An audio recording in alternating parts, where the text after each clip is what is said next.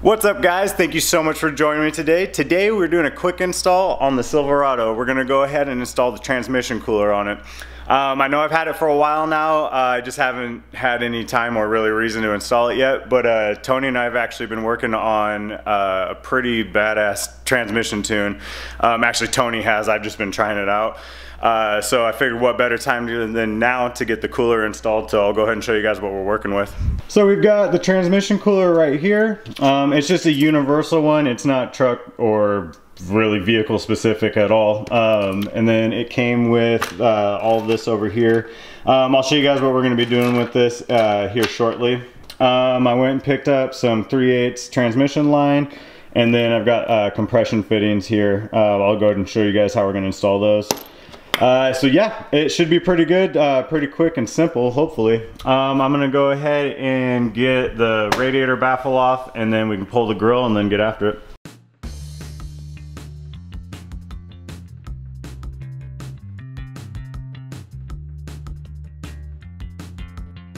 This is what we're working with, boys. I've actually got a stock one from factory. I know a lot of trucks don't have them, but I know a good amount do. So I lucked out. I won't really have to be messing with too many lines, punching back through here and trying to get to those cooler lines back there. So we can go ahead and just cut these right here and then run them up. I just need to figure out which one's the return line. Now, I figured this one would be because it's on the left, but this one looks more like a return line. So I'm gonna have to get up underneath there and go ahead and take a look, and then we can go from there. Yeah, I'm gonna have to do some bracketry right here, like, well, brackets, just to make it work for now. I double checked, and this is the return line right here, so I went ahead and marked it just so I wouldn't forget. So I did go to try and pull one of the pins right here, because there's little pins that you need to get a pick in there. You pop these little clips out, and then you should be able to just pull the hose free, or the line free. Just messing around with it, it actually ended up cracking the cooler a little bit. So if it's that fragile, I'm glad we're replacing it. She's got some miles on her. So yeah, I'm gonna go ahead and actually, let's set the camera down real quick. Try and give you guys a little shot of how to go about it. And stab your thumb right there. But yeah, it's like a little C or E clip, I guess. Just pops right in there, and then you should be able to pull down. So as you guys can see, it takes a little bit of force to get it out, but it should come out. I've heard horror stories of these being rusty and all that. Thankfully, it's not very rusty, but the cooler is super fragile right now. So I'm gonna go ahead and pop these all out, or get this last one out, and then we can remove the stock cooler. Now, I did let the truck sit overnight. That way there was just a bunch of fluid up here. I was hoping that for the most part it would all drain back into the transmission, and looks like I lucked out. There's just a little bit left in there. So, little pro tip, go ahead and make sure, obviously make sure it's cooled off, but try and wait till the next day after, so that everything can drain back into the transmission.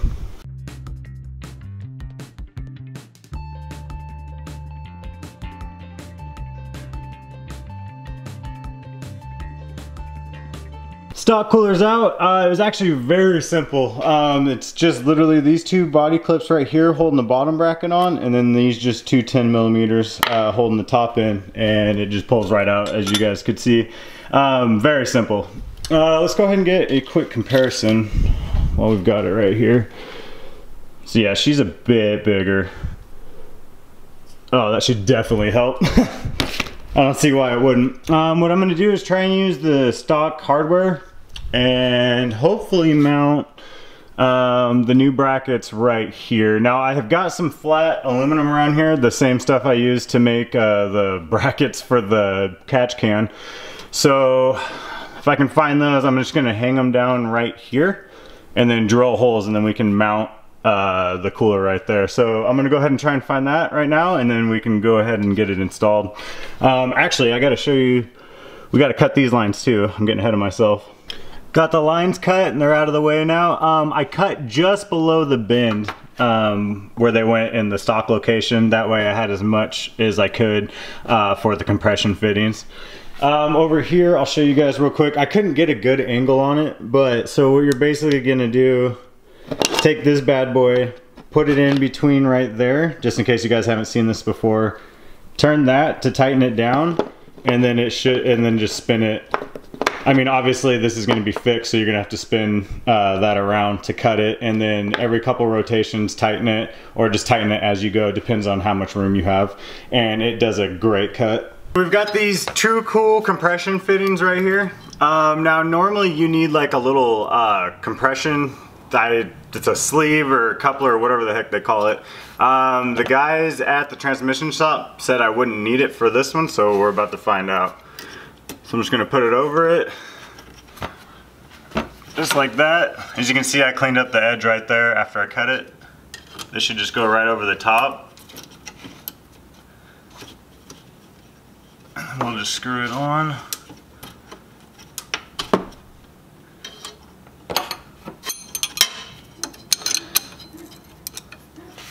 And then just try tightening.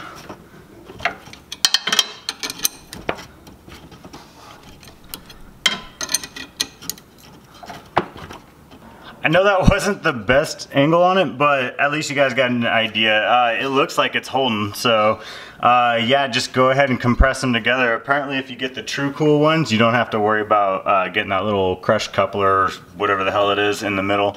So I'm gonna go ahead and get the return one on, and then we can get with the rest of the install.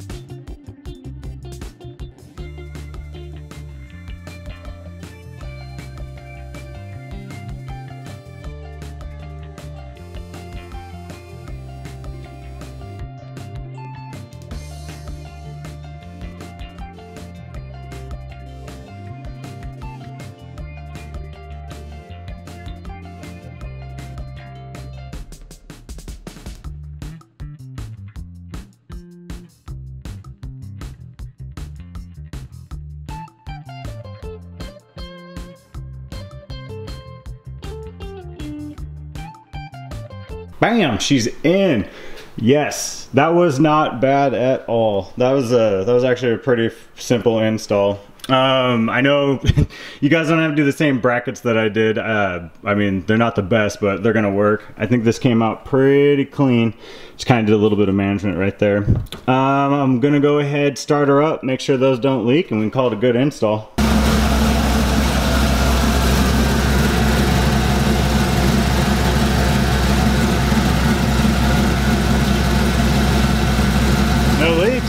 Alright boys, we can go ahead and call that a win. I put it through the gears, got it up to temp, all that, no leaks still, so went ahead and put her back together. Of course, I'm going to check it again when I get home. I'm going to get on it and then just kind of keep my eye on it, and hopefully it stays the same. So I really like those fittings. I'm actually really impressed with those fittings, and the whole install altogether really wasn't bad at all. So if you guys have any questions, as always, comment below. Go ahead and send me a message on Instagram. Also, I will tell you guys on this, go ahead and check your transmission fluid after you let it get up to temp and drive it around a little bit. It may drop. I'm gonna go ahead and check mine. So just a good idea, check your fluids, make sure everything's still the same. I'm sure it's gonna drop a little bit because that's a bit bigger than the stock one. But as always, thank you guys so much for watching. I hope you guys have a great night.